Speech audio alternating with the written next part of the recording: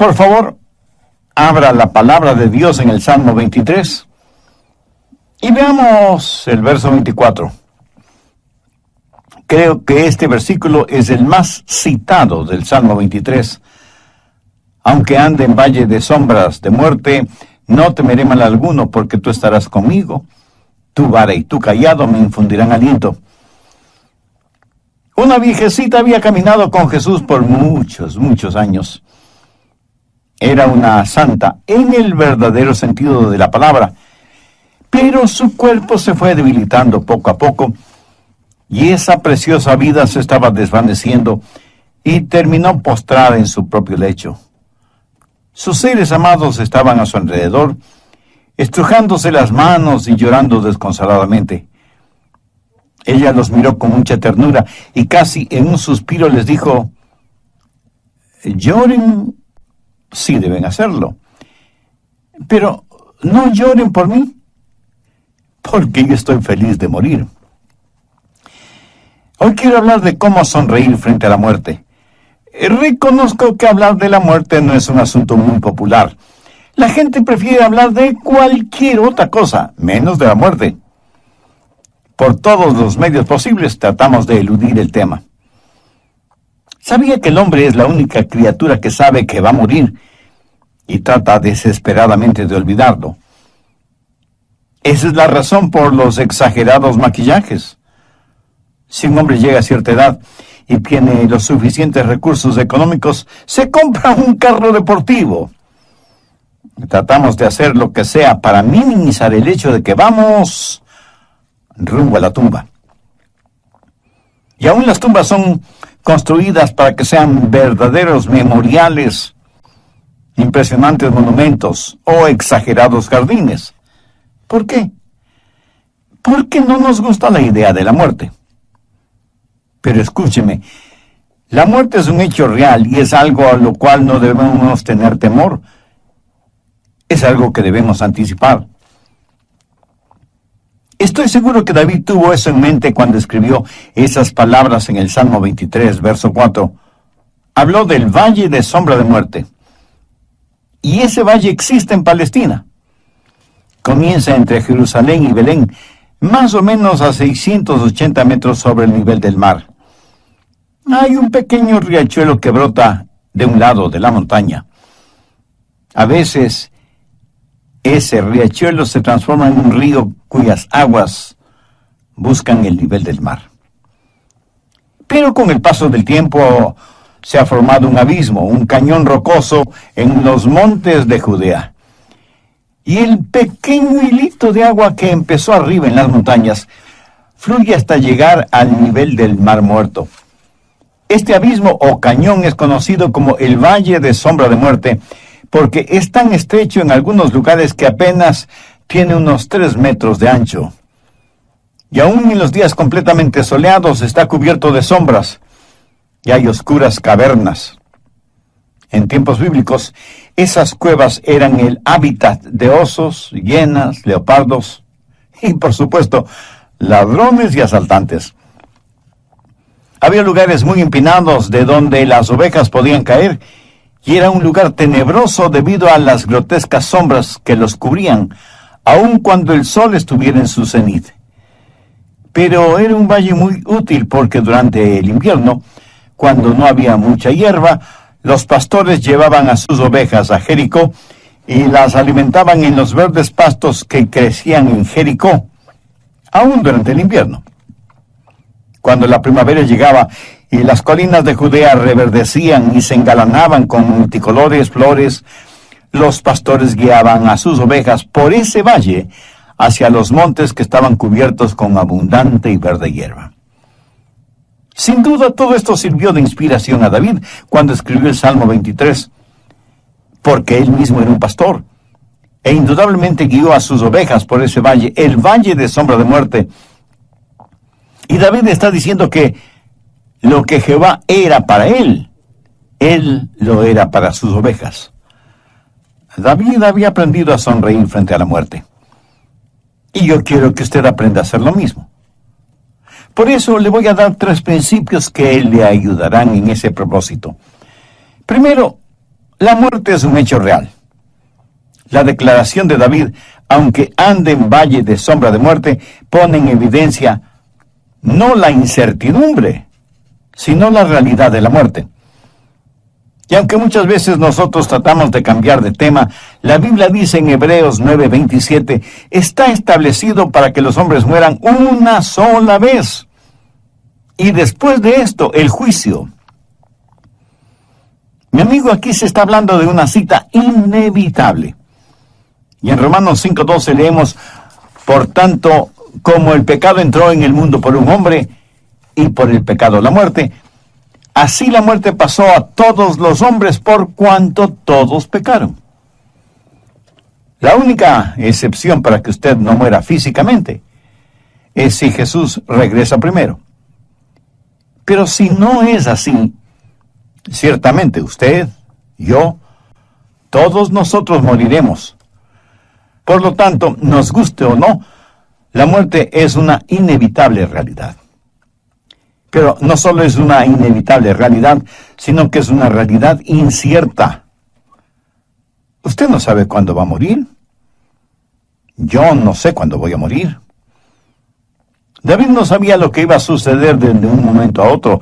Vivimos nuestra vida no solo un día a la vez, sino un paso a la vez. Y para ser más precisos, vivimos un segundo a la vez.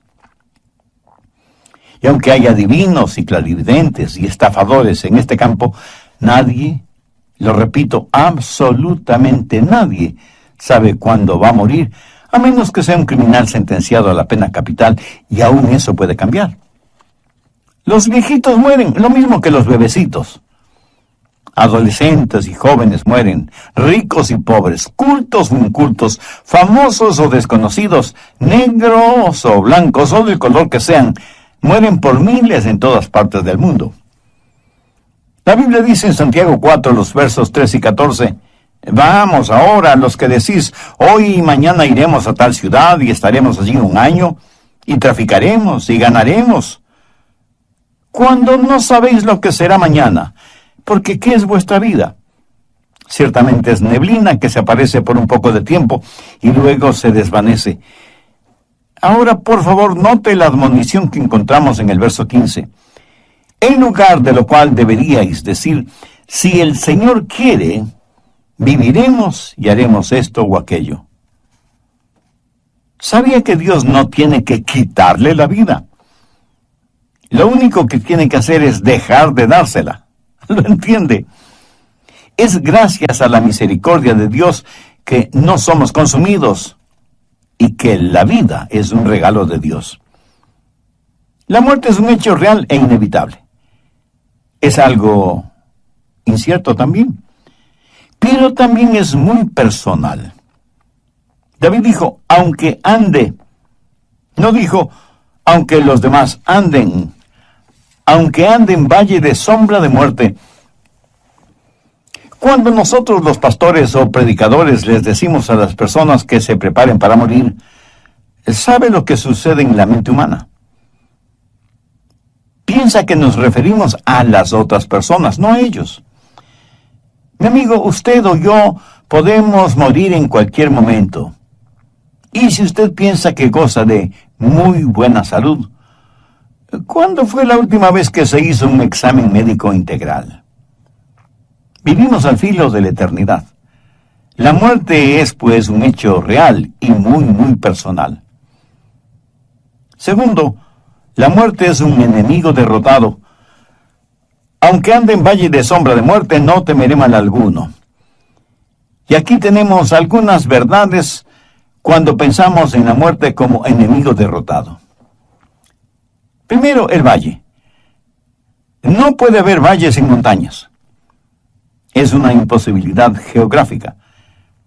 El valle del Salmo 23 está entre dos salmos representativos de montañas. El Salmo 22 tiene que ver con la crucifixión, el Monte Calvario. Y el Salmo 24 tiene que ver con la coronación del Mesías en su segunda venida, o sea, el Monte de Sión. En una montaña, la crucifixión, y en la otra montaña, la coronación. Nosotros estamos viviendo en el valle entre esas dos montañas. Recuerde que el Señor Jesucristo en el Nuevo Testamento está descrito 3 veces como el pastor. Como el buen pastor en Juan 10:11. El buen pastor que dio su vida por sus ovejas en el Monte Calvario. Luego en 1 de Pedro 5:4, Jesús es llamado el príncipe de los pastores, quien nos dará la corona incorruptible de gloria. El buen pastor que murió por nosotros, sus ovejas, el príncipe de los pastores que vendrá otra vez. Y en Hebreos 13, los versos 20 y 21, Jesús es llamado el gran pastor de las ovejas, que quiere decir el pastor que vive para mí. El Dios de paz que resucitó de entre los muertos al Señor Jesucristo, nuestro gran pastor, que conquistó el valle de sombra de muerte. El buen pastor que murió por nosotros, el príncipe de los pastores que vendrá por segunda vez, el gran pastor que vive por nosotros porque venció la muerte, es quien caminó por el valle de sombra de muerte, entre los montes de la crucifixión y de la coronación. Segundo, no puede haber sombras si no hay luz. La muerte no es más que una sombra si usted conoce al Señor Jesucristo, porque Él fue la muerte de la muerte. Él le quitó el aguijón a la muerte. Jesús quitó lo sombrío de la tumba y nos ha dado una esperanza que es firme y segura. Las sombras pueden asustarle, pero no pueden hacerle daño. No puede haber sombras si es que no hay luz. Hubo un gran predicador cuya esposa murió siendo aún muy joven, dejando huérfana a su pequeña hijita y viudo a su esposo. La pequeña niña no entendía lo intrincado de la vida y menos de la muerte. No entendía que Jesús murió por nuestros pecados y todas esas cosas. Días después del entierro de su joven esposa, el pastor y su hijita fueron de compras. La niña se quedó en el carro mirando el lugar en donde su padre había ido para comprar algo. De pronto, sobre la pared, vio la sombra de un camión. La sombra era mucho más grande que el camión, debido a que el sol ya estaba en el oeste. El padre de la niña salió del almacén, vio también la enorme sombra del camión y vio la mirada inquisidora de su hijita y decidió darle una lección objetiva. Le dijo: hija, si pudieras escoger, ¿qué preferirías? ¿Que la sombra del camión esté sobre ti o que el camión te atropelle? Y la niña le contestó: oh papá, eso es fácil. Prefiero que la sombra del camión caiga sobre mí a que el camión me caiga encima. Entonces su padre, abrazándole con mucho amor, le dijo: hijita, estás en lo cierto. Ahora escúchame. Solo la sombra de la muerte cayó sobre tu mamá. El camión, o sea, la muerte, cayó sobre Jesús hace más de 20 siglos. Tremenda lección, ¿no le parece? Jesús le quitó el aguijón a la muerte y victorioso le quitó la tristeza a la tumba. Y no puede haber sombra a menos que haya luz. Permítame compartir con usted algunos versículos muy significativos. Isaías 9:2. El pueblo que andaba en tinieblas vio gran luz. Los que moraban en tierra de sombra de muerte, luz resplandeció sobre ellos.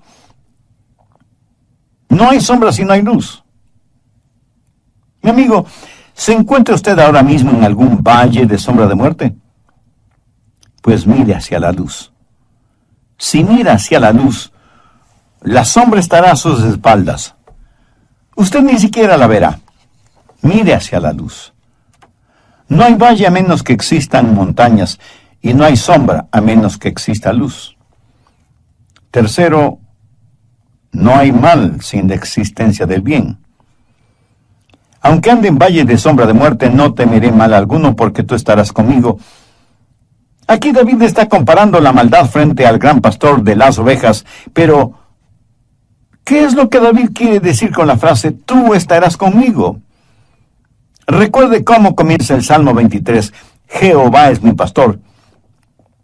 Y como ya lo he dicho anteriormente, Jehová es Yahweh. Palabra realmente impronunciable porque está compuesta de 4 consonantes. Yahweh era el más sagrado nombre de Dios que los judíos conocían.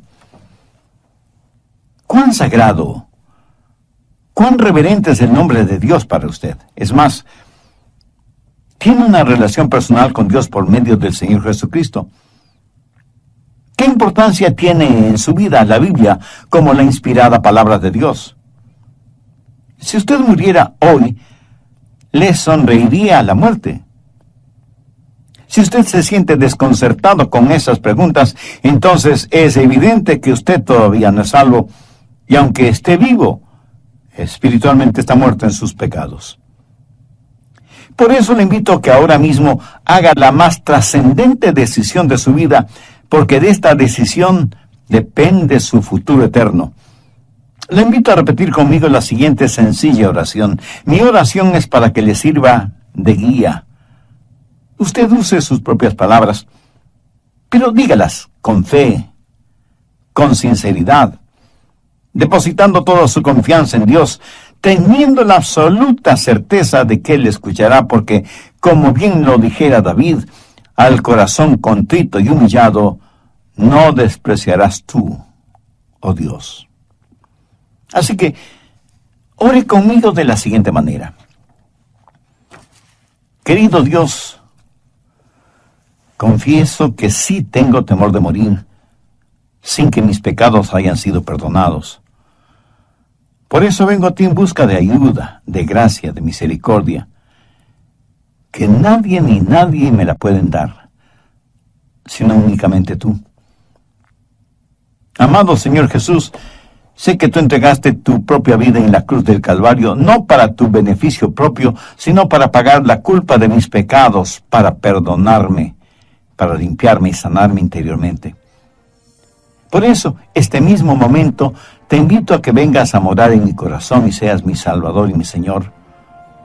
Realice en mi vida los designios de tu divino, siendo uno con Él. Dije que primero la muerte es un hecho real. La declaración de David, aunque ande en valle de sombras de muerte, pone en evidencia no la incertidumbre, sino la realidad de la muerte. Y aunque muchas veces nosotros tratamos de cambiar de tema, la Biblia dice en Hebreos 9:27, está establecido para que los hombres mueran una sola vez. Y después de esto el juicio.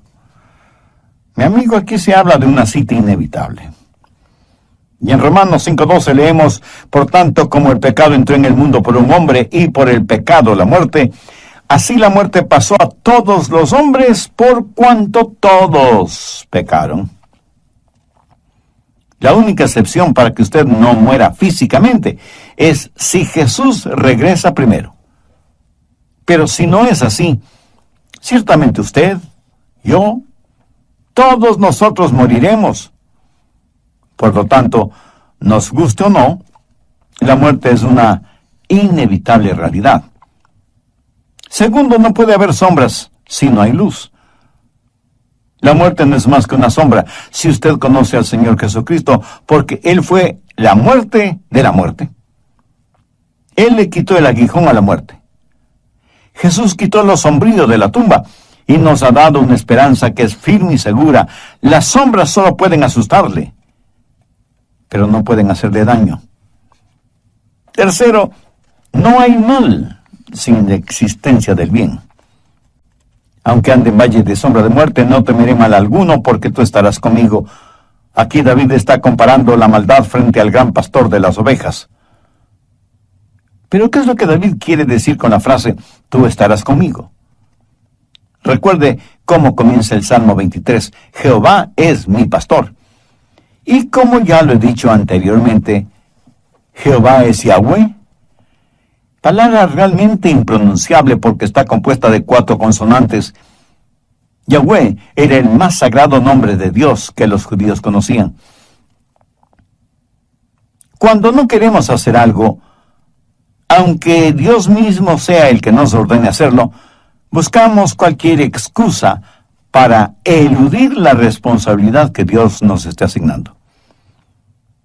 Las páginas de la Biblia en el Antiguo y Nuevo Testamentos están abarrotadas de ejemplos. Adán, Eva, Moisés, Jonás, Pablo, Santiago, etcétera, etcétera. Parece que los seres humanos somos naturalmente profesionales en esto de presentar excusas o disculpas para no hacer lo que Dios nos ha mandado hacer. El capítulo 3 de Éxodo describe detalladamente la conversación entre Dios y Moisés, las órdenes de Dios y la cantidad de excusas por parte de Moisés para evadir la orden que Dios le había dado. Señor, no puedo ir. No me creerán. ¿Quién diré que me envía? Y Dios le dijo a Moisés, diles que el yo soy te envía. Yo soy el gran Dios eterno y personal, sin principio ni fin. No soy el que fui o el que seré. Así, diles que el gran yo soy te envía. Diles que Jehová, Yahweh, es mi poderoso nombre. Si mal no recuerdo, en un programa anterior dije que el nombre Jehová solo es mencionado en el Antiguo Testamento, no en el Nuevo. ¿Por qué? Porque el Jehová del Antiguo Testamento es el Jesús del Nuevo Testamento. Su nombre era tan sagrado que los escribanos judíos, cuando tenían que copiar ese nombre, de acuerdo a la tradición, se lavaban las manos 7 veces y luego copiaban el nombre de Dios con una pluma nuevecita que, una vez escrito ese divino nombre, era echada al fuego o a la basura. Jehová Yahweh, el gran yo soy. ¿Sabe que el nombre Jesús significa Jehová salva? Permítame darle un trasfondo de esto. ¿Recuerda cuando Moisés ya no podía liderar al pueblo de Israel? Entonces eligió a Josué para que lo reemplazara. Pero el nombre de Josué no siempre fue Josué, sino Osea. Moisés tomó parte del nombre de Jehová y parte del nombre Osea. Unidas ambas partes, obtuvo el nombre de Joshua, popularizado como Josué, que significa salvación. Jehová salva. Y ese es el nombre de Josué en el Antiguo Testamento. Jesús es el Josué del Nuevo Testamento.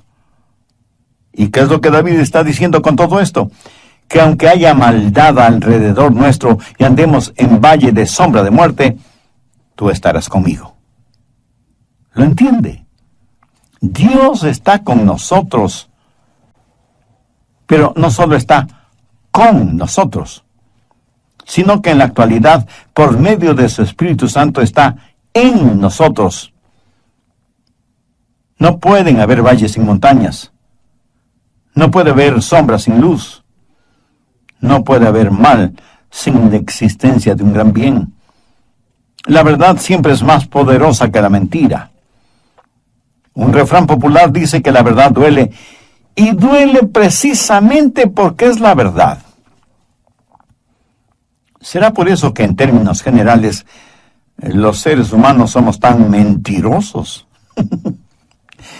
Nos olvidamos que cuando mentimos nos parecemos mucho al diablo.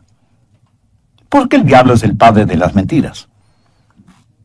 Y cuando decimos la verdad, nos parecemos más a Cristo, porque Él dijo, yo soy la verdad. ¿Sabía que los líderes religiosos del tiempo de Jesús confabularon contra Él porque las verdades que Jesús decía estaban totalmente en contra de las enseñanzas de ellos? Infinitamente más poderoso que Satanás es Jesús. La vida es mucho más grande que la muerte. Por eso, aunque ande en valle de sombra de muerte, no temeré mal alguno, porque tú estarás conmigo. Así que no solo debemos ver la muerte como un hecho real y como un enemigo derrotado, sino que debemos ver la muerte como un entrañable amigo. En tercer lugar, Y estoy seguro que algunos de ustedes, un tanto sorprendidos o extrañados, me preguntarán, un momento, Pastor Rogers, ¿dice usted que debemos ver a la muerte como un entrañable amigo? Sí, eso es exactamente lo que dije. Mira, cuando estuve preparando este estudio bíblico, quise cambiar esa frase. No me gustaba mucho eso de referirme a la muerte como un entrañable amigo. Pero luego decidí dejarlo como originalmente lo había pensado. Un entrañable amigo. Permítame compartir con usted unos versículos muy interesantes. Primera de Corintios 3, los versos 21 y 23. El apóstol Pablo nos dice lo que tenemos en Cristo. Los hermanos en la iglesia de Corinto habían estado argumentando y discutiendo qué predicador era el mejor. Y unos decían que Pablo, otros que Pedro, otros que Apolos, otros que Cefas, y así por el estilo. Era evidente que cada uno de los miembros de la iglesia tenía su predicador favorito. Y para corregir esa situación, Pablo les dice, ninguno se gloríe en los hombres, porque todo es vuestro. Sea Pablo, sea Apolo, sea Cefas, sea el mundo, sea la vida, sea la muerte, sea lo presente, sea lo porvenir, todo es vuestro, y vosotros de Cristo y Cristo de Dios. Note que entre las cosas hermosas que Pablo dice que nos pertenecen, está la muerte. La muerte es una de nuestras posesiones más preciosas. Pablo no piensa en la muerte como un enemigo, sino como un sirviente. En el Salmo 116:15, el salmista escribió, estimada es a los ojos de Jehová la muerte de sus santos. Y el apóstol Pablo en Filipenses 1:21 dice, porque para mí el vivir es Cristo y el morir es ganancia. Para Pablo el morir, aún desde el punto de vista físico, era ganancia. ¿Por qué? Porque nuestro cuerpo, si somos salvos, será hecho como el del Señor Jesucristo. Intelectualmente es una ganancia porque conoceremos como somos conocidos. Emocionalmente será una ganancia porque seremos capaces de alabar a Dios con todo nuestro ser. Socialmente será una ganancia porque estaremos con los santos de todas las edades y estaremos frente a frente a nuestro Salvador. Y espiritualmente será una ganancia porque ya no seremos afectados por la tentación y el pecado, y habitaremos con el Señor para siempre, siendo uno con Él mismo, como nunca antes. ¿Qué es lo que hará posible la realidad de esta relación? La muerte. ¿Lo entiende? La muerte no es mi enemigo si me ayuda a llegar a un lugar como ese. ¿Cuánta razón tuvo Pablo al decir, para mí el vivir es Cristo y el morir es ganancia?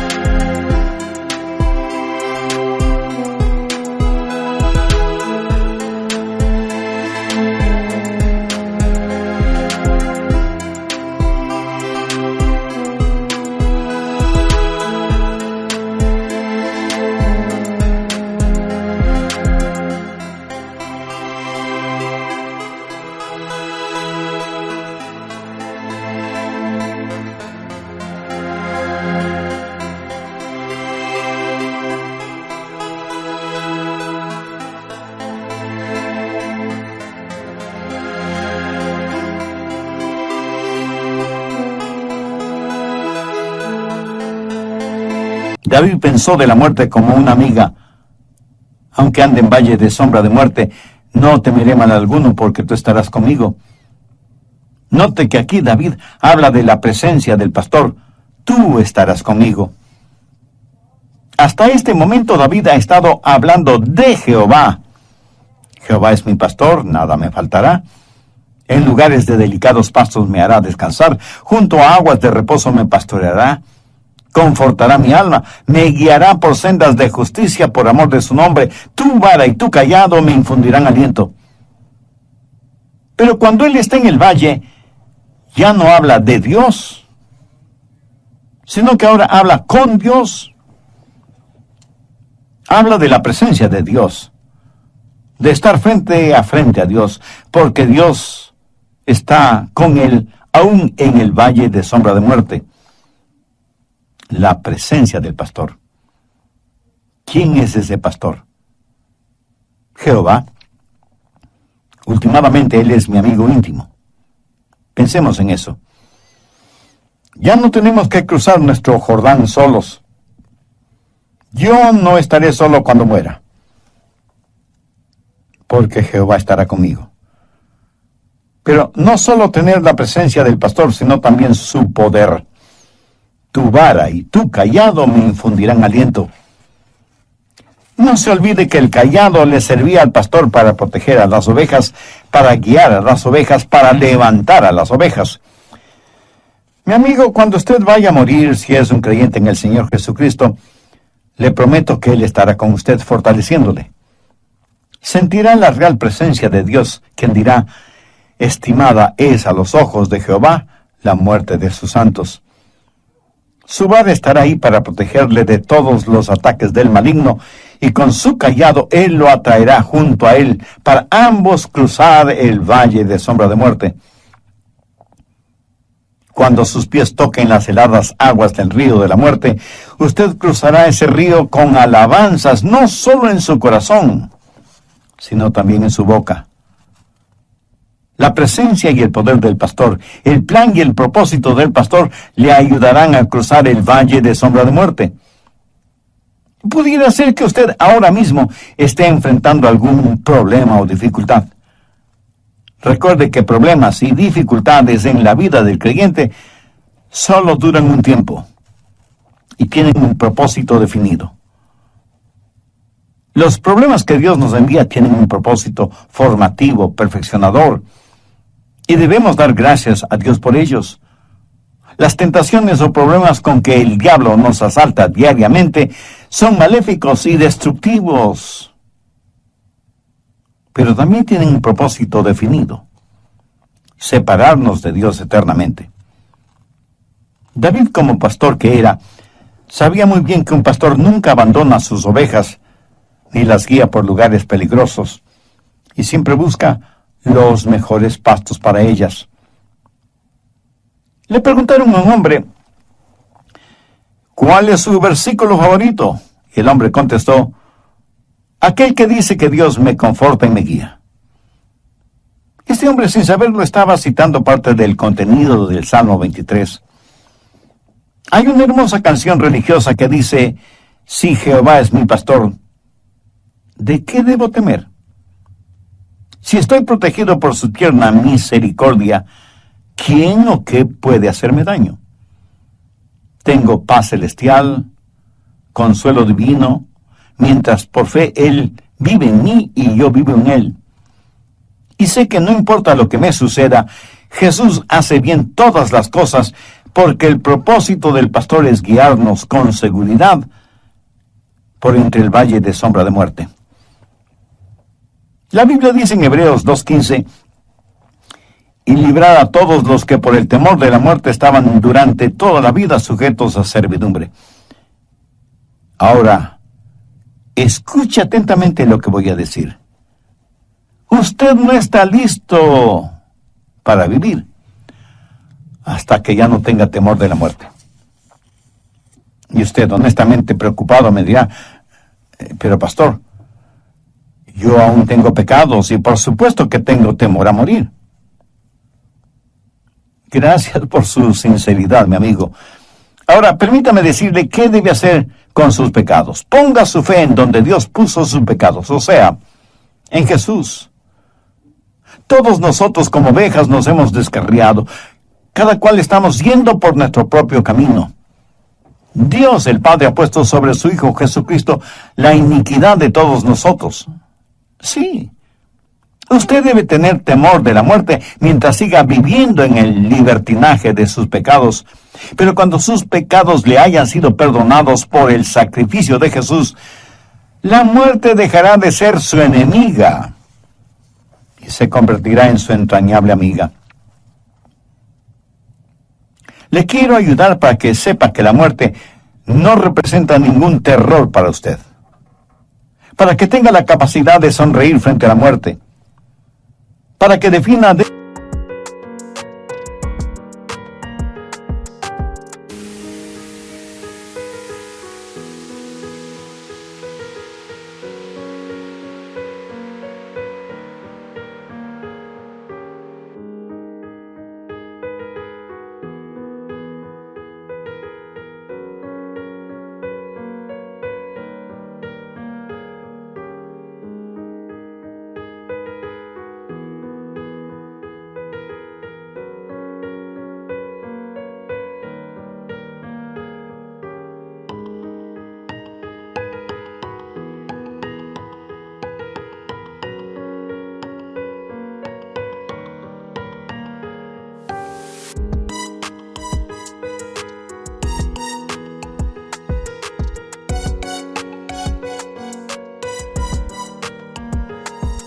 una vez y para siempre este asunto de la muerte. Si usted no tiene la seguridad de su salvación, le invito a orar conmigo una sencilla oración. Pero lo importante es que usted ore con genuina fe, sinceramente, depositando toda su confianza en Dios. Puede orar en voz alta o en voz baja, o silenciosamente si así lo prefiere. Su oración de todas maneras será escuchada por Dios. Querido Dios, quiero ser salvo aquí y en este momento.